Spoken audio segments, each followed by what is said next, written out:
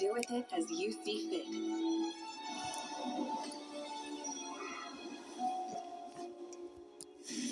Just as you say, this world is home to some archaic things.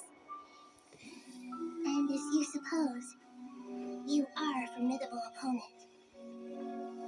You have long coveted the secrets of wisdom. So now, I will demonstrate true wisdom in action. I invoke my supreme authority as the keeper of Irminsul. Command me or condemn me. And give your verdict now!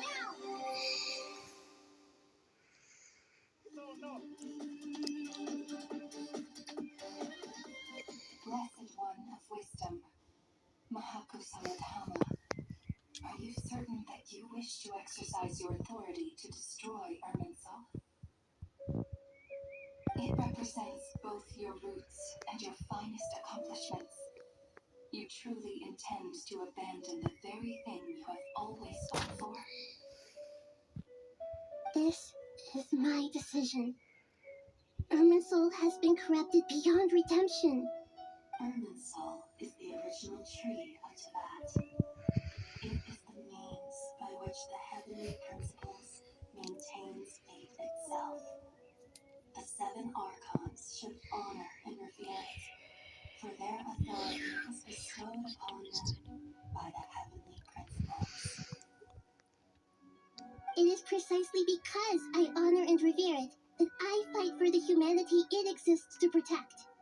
Wisdom is knowing how to weigh the options and make the right decision. If you truly care about the fortunes of this world, then it is me you should seek to preserve. Planting a seed begins a chain of cause and effect. Since you have become a great tree yourself, why should the loss of another tree be anything to fear? Till we meet again, Lord of Dendro.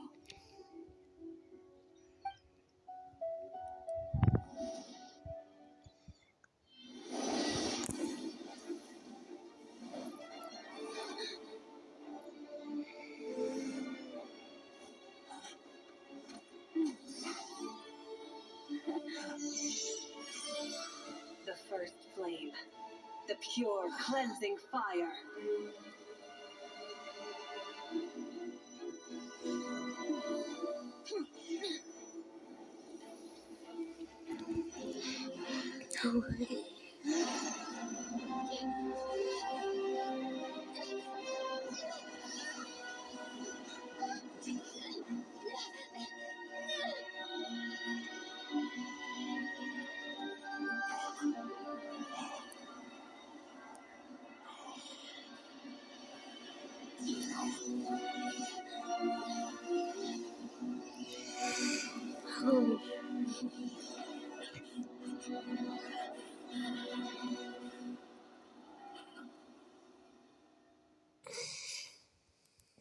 That was insane.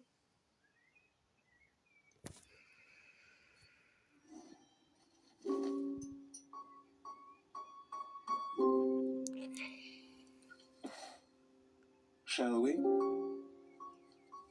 Where were we? I was suggesting that you needn't perform when signing a contract. You're only sitting here because your bank demanded an evaluation of the trustee. So you told a story about a young scholar from a merchant family in Sumeru? I told a compelling tale, didn't I? The post-expulsion story is far more captivating. The human experiments or the elixir of immortality? The part where you die. Ah, yes. My favorite part. The 35-year-old Segment thought of himself as Dottore, reserving the name Zondique for the original specimen.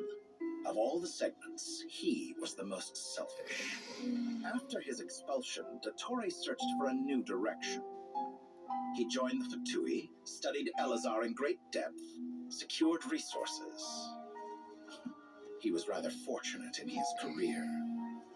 Zondique turned to Conrian technology and successfully created his Segments. But this was was not immortality. Even with backup segments, his body would still age. Still, thanks to Snezhnaya, Zandik found the ideal base for his experiments. Then a perfect partnership materialized at a crucial moment. The year that both parties realized they needed more time. Fortunately, Zandik succeeded. In a miraculous turn of events, he gained the extra time he needed. I seem to recall it differently. All right, it's true. No matter how much elixir he took, Zandik remained human and continued to age. Then, on the morning he turned 85...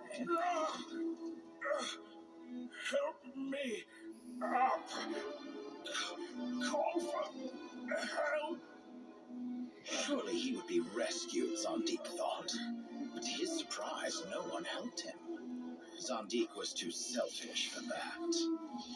Don't forget, you're one of us. Yes, and we're all waiting. Waiting for me to die.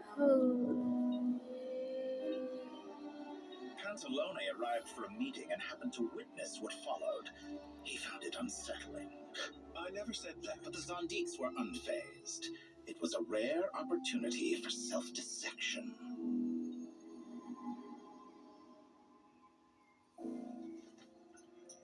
What does all that have to do with you depositing your data at Northland Bank?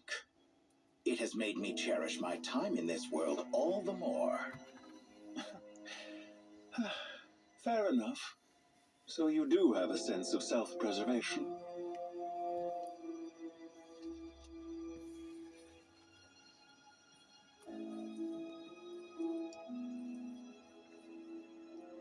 What do you mean? You're hardly normal, and you don't cherish life. You just don't want to admit defeat in the limited time you have. Even so, don't I deserve an interesting ending? I'm counting on it.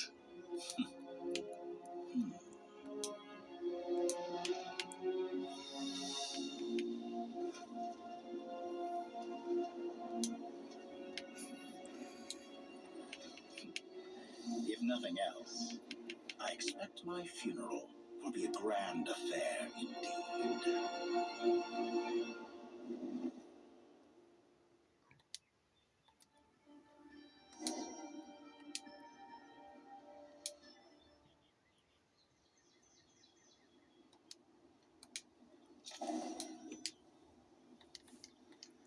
What a magnificent fire. In Snezhnaya, we light fires to ward off the cold. Fire, it seems, is antithetical to ideas such as cold, frozen, and unchanging. Perhaps it has always been that way. From the beginning, fire has been used to drive away wild beasts and warm the body and mind. You could say it's a form of treatment. One that cures the human heart of mortal fear. Mortal fear. Something you haven't been acquainted with in a long time, by the sounds of it. Whereas you, I'm sure, must know the feeling quite well indeed. I remember when we first discussed the elixir of immortality. You claimed that extending your lifespan was about buying more time. But was that really the truth? You fear the prospect of dying a wretched end in this world, don't you? Of course I do. I'm only human after all. And while you may have forgotten it, you cannot deny that you too were once human, Dottore. I do not believe that there is no such fear in your heart. Perhaps you are right. But I abandoned it long ago and devoted myself to my experiments. I have felt no fear since.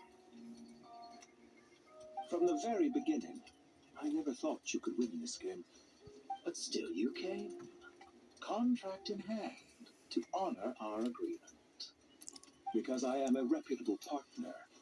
And as we have discussed, experiments are about more than results alone. The process is equally important. I have come here and completed my creation, and I do not regret my decision. I'm afraid your journey ends here. After I die, there will be no one to make the elixir of immortality, and your remaining stock will only last a few more years. How then will you prove that you didn't perish in this incident alongside everyone else? When I feel optimistic about market environments, I never forcibly adjust them. They have their own direction, and I myself am one such environment. I have been quite particular about many things in my life, but where the manner of my death is concerned, I choose not to be.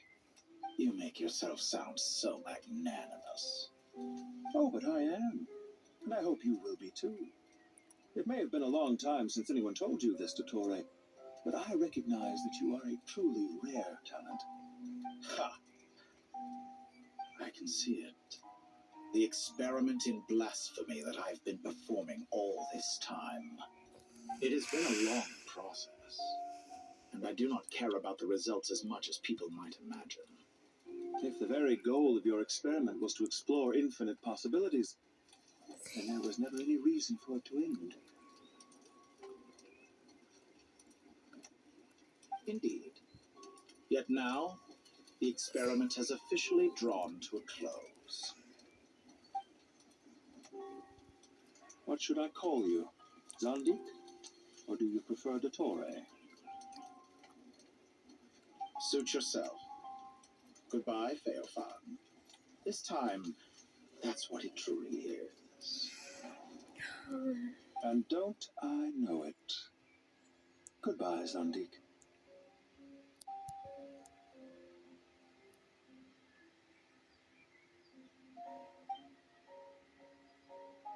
I could have carried out many more experiments, but to me, Lord of Dendro, this outcome is certainly not the worst. I believe you. But unfortunately, this is where it all ends for you. This experiment does not belong to you, nor do any of the results. Experiment. It sounds like you're trying to outdo me in my own field. Wisdom is conveying information in terms that people can clearly understand. You know exactly what I mean. Indeed, I can see no further outcomes. Ha. You have a formidable mind, and you are braver than I thought. Setting fire to the very thing your survival depends on. Your previous threat was empty, but this time, it is real.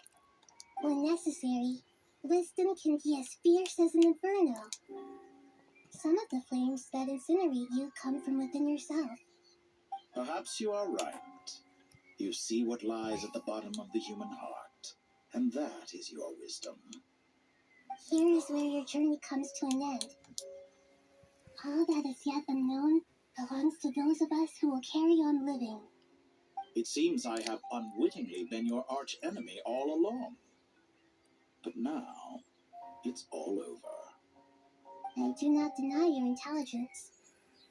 But what you refer to as experiments, I would never describe in those terms. They are events that take place in the real world, and they are so much more than mere data. Goodbye. We will never meet again.